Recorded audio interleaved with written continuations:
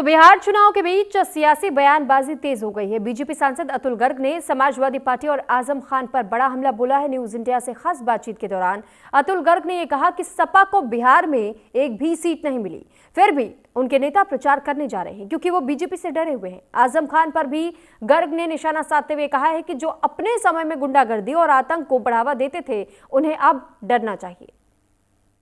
बिहार चुनाव में जहां पक्ष और विपक्ष ताबड़तोड़ रैलियां कर रहे हैं, ऐसे में समाजवादी पार्टी भी एक्टिव मोड में बिहार में महागठबंधन के लिए प्रचार प्रसार करते हुए नजर आ रही है। चलिए बात कर लेते हैं, बीजेपी के सांसद हैं अतुल गर्ग साहब। गर्ग साहब, अखिलेश यादव लगातार जनसभाएं कर रहे हैं, रैलियां कर रहे हैं और महागठबंधन के पक्ष में वोट मांगते नजर आ रहे हैं। देखिए, ये सब लोग डरे हुए हैं बीजेपी से कि बीजेपी ने सबसे पहले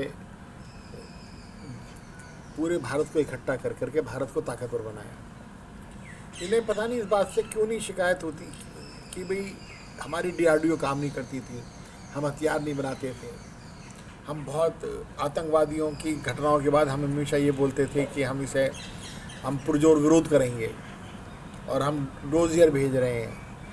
पहली बार भारत ने अपनी ताकत दिखाई है और स्वाभिमान दिखाया है और ये उनको हराने के लिए और वो खुद, जबकि उनके पास एक भी सीट वहाँ उनको नहीं दी गई है, वो जा रहे हैं, तो वो बीजेपी से डरे हुए लोग हैं। आजम खान की बात करें तो उनको भी स्टार प्रचारकों की लिस्ट में डाला हुआ है सपा ने और वो कह रहे हैं कि मुझे जाने से डर लग रहा है बिहार, क्योंकि वहाँ जंगल राज है। जिस आदमी के समय पे जब वो ताकत में थे, अतीक अहमद और मुख्तार अंसारी खुलेआम अत्याचार करते थे। मुजफ्फरनगर के अंदर 2 भाइयों को इसलिए मार दिया गया कि उन्होंने अपने बहन के सम्मान की बातचीत की थी। ठीक है, उनको बांध करके घसीटा गया और इन्हीं के ही टेलीफोन के बाद उन्हीं पीड़ितों के परिवार को जेल में डाला गया। तो ऐसे आदमी से क्या उम्मीद करी जा सकती है कि उन्हें अपना घर का आतंक दिखाई नहीं देता है। हाँ, उन्हें डरना चाहिए यदि वो किसी को भड़काएंगे, उन्हें डरना चाहिए कि वो ये उम्मीद करें कि वो गुंडागर्दी को बढ़ावा देंगे, तो वो नहीं कर पाएंगे। लेकिन एक बात उन्होंने और बोली है कि एपीजे अब्दुल कलाम राष्ट्रपति थे, कह रहे उनका कोई मतलब नहीं था बनाने का, कोई मायने नहीं थे मुस्लिम किसी भी राष्ट्रपति बनाना किसी को। ये एपीजे अब्दुल कलाम जी ने जो मिसाइलें बनाई, सबको पता है कि वो पाकिस्तान के काम आनी, और उन्हें इस बात का अगर दुख है तो ये बहुत गलत बात है। कलाम साहब का सम्मान सब लोग करते थे, वो किसी पार्टी से जुड़े हुए व्यक्ति भी नहीं थे। वो एक देशभक्त इंसान थे, विद्वान इंसान थे, उनकी जो प्रसिद्धि है वो पूरे विश्व में है। तो यदि वो देश का राष्ट्रपति बनते हैं तो वो सम्मान का विषय है, और उनका कहना कोई माने नहीं थे, तो उन्हें शायद इस बात का दुख होगा कि उन्होंने मिसाइलें क्यों बनाई।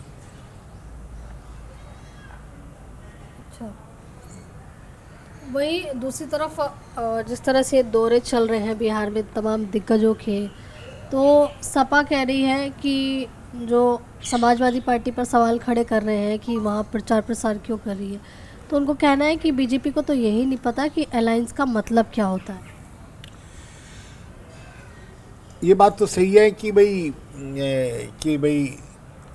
उनको ये पता नहीं है कि भी बीजेपी को उनका जो कहना है कि अलायंस का मतलब क्या होता है। अलायंस का मतलब हमें तो ये समझ में आता है कि उन्होंने सीट मांगी और उन्होंने एक भी सीट नहीं दी, लेकिन उनका बहुत बड़ा दिल है कि अपमान का बदला छोड़ करके वो फिर भी प्रचार में लगे हैं, तो इसलिए नहीं लगे, वो अलायंस के पक्ष में हैं।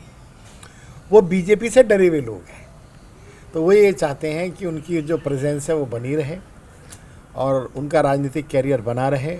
इस बहाने से आने वाले चुनावों में 2027 में उनको कोई डिस्टर्ब ना करे, तो वो अपना फ़र्ज पूरा करके वहाँ पर गए हैं।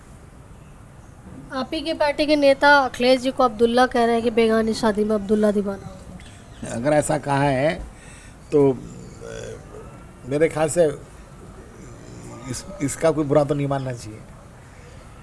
उनका कहना भाई अलायंस में है तो प्रचार तो करेंगे ही ना, इसमें बेगाने शादी में अब्दुल्ला दीवाना कहने की क्या ज़रूरत है।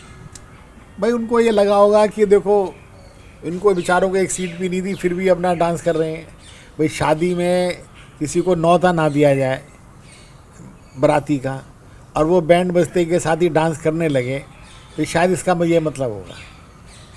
चलिए धन्यवाद। तो देखिए आप बीजेपी सांसद अतुल गर्ग साहब को सुन रहे थे। कैमरा पर्सन भूषण के साथ मैं आंचल यादव, न्यूज़ इंडिया, दिल्ली।